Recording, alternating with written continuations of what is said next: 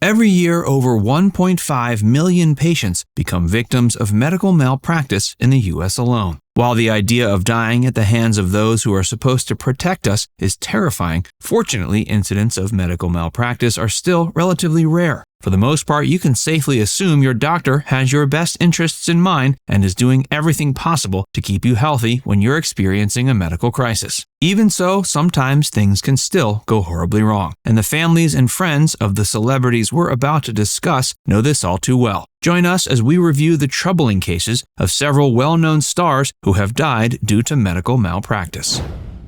Bill Paxton.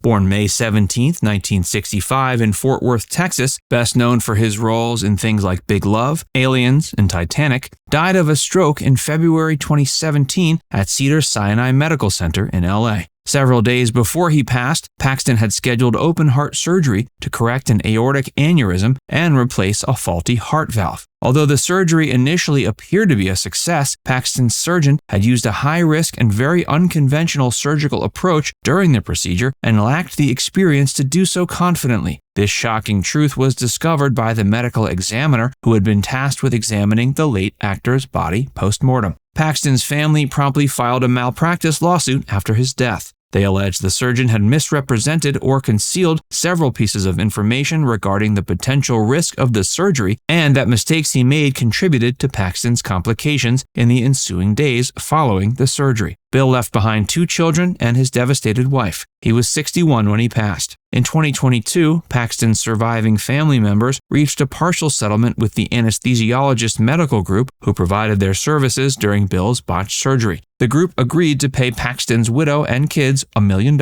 in damages. Joan Rivers. Comedian Joan Rivers was born in Brooklyn, New York, June 8, 1933. In 2014, she suffered a heart attack and was put into a medically induced coma by the medical professionals at Mount Sinai Hospital in New York City. All this happened just days after Rivers had undergone a relatively routine surgery on her throat at Ambulatory Surgical Center, a nearby outpatient clinic. Days after being placed into that coma, she died September 4, 2014. After more than 2 months of investigations, federal authorities announced on November 10, 2014, that the clinic had made numerous mistakes before and during Rivers' procedure. Joan's daughter Melissa subsequently filed a medical malpractice lawsuit with the state Supreme Court in Manhattan in 2015 that accused the doctors who oversaw her surgery of performing unauthorized medical procedures as well as failing to act swiftly when her vital signs plummeted. It's even alleged that the surgeons paused during the procedure to take a selfie with the dying star. In 2016, it was reported that Rivers' family had settled their malpractice lawsuit with the facility where Joan had her surgery. The details have never been publicly shared. Hey, if you're enjoying this video so far, be sure to give it a like and subscribe to Factsverse if you haven't already. John Ritter.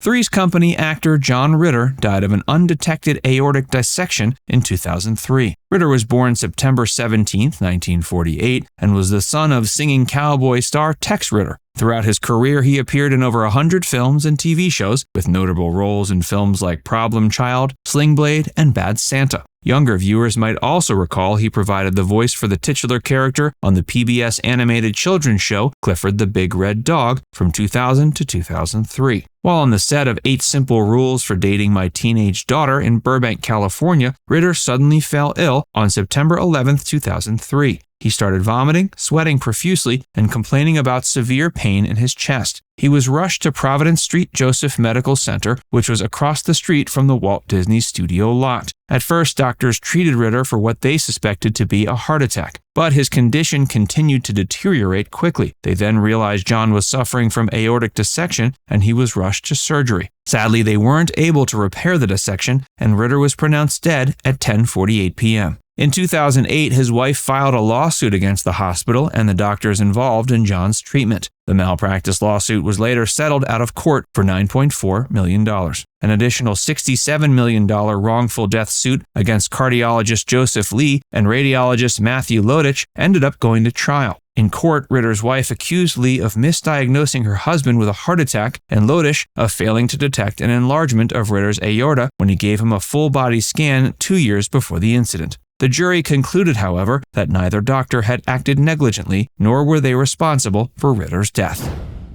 Freddie Prinze. In 1977, comedian and actor Freddie Prinze, best known for his role in NBC's Chico and the Man, shot himself in the head and died at age 22. Prinze had suffered from depression, which had worsened in the weeks prior to his suicide. On the evening of January 29, 1977, a little over a month after his wife had filed for divorce, he received a visit from his business manager, Dusty Snyder, moments after getting off the phone with his estranged wife. While Dusty was visiting him, Prinze put a handgun to his head and pulled the trigger. He was rushed to UCLA Medical Center and put on life support after undergoing emergency surgery, but his family chose to take him off life support when it was learned he was brain dead. Although Prinze had a history of playing Russian roulette to shock his friends, this time he had left a note behind saying he decided to take his life. His death was thus ruled a suicide. In 1983, however, Prinze's mother, wife, and son opened a civil case against Crown Life Insurance Company. The jury in that case determined that Freddie's death was tied to the medication he was on and was more than likely accidental. This verdict enabled Prinze's surviving loved ones to collect $200,000 from the life insurance company. Later, Prinze's psychiatrist and doctor ended up paying the family $1 million in an out-of-court settlement to put an end to a malpractice suit that had been brought against them. Lisa Robin. Best known for her role as Lori Foreman on That 70s Show, Robin died in her sleep just days after checking into Pax's rehab house in Altadena, California on August 15, 2013. She was 43. Less than a year later, the LA Department of Coroner concluded Lisa's death was the result of an accidental drug overdose. In June 2019, several news outlets reported that Robin's family had filed a wrongful death lawsuit against the rehab facility. It was filed with the Superior Court of California and alleged that the facility's negligence led to Robin's wrongful death. As of 2022, this malpractice lawsuit has yet to be settled.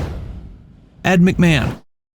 For over 30 years, McMahon served as Johnny Carson's loyal second banana on The Tonight Show. Ed also hosted Star Search, co-hosted the NBC series TV's Bloopers and Practical Jokes, and presented sweepstakes for American Family Publishers. He also made several film appearances in movies like Fun with Dick and Jane, Full Moon High, and Butterfly. McMahon passed away June 23, 2009 at Ronald Reagan UCLA Medical Facility in Los Angeles. No cause of death was given, but his publicist attributed his passing to several health problems he'd been suffering from in the months leading to his death. 2 years before his death, McMahon had broken his neck in a fall in 2007. In May 2009, he settled a medical malpractice lawsuit with Cedars-Sinai Medical Center, the hospital that treated him after his fall. The suit alleged that the medical facility had improperly diagnosed his broken neck, sent him home without an x-ray, and made multiple mistakes in 2 operations he underwent. The exact amount of the settlement was never publicized. Now it's time to hear from you.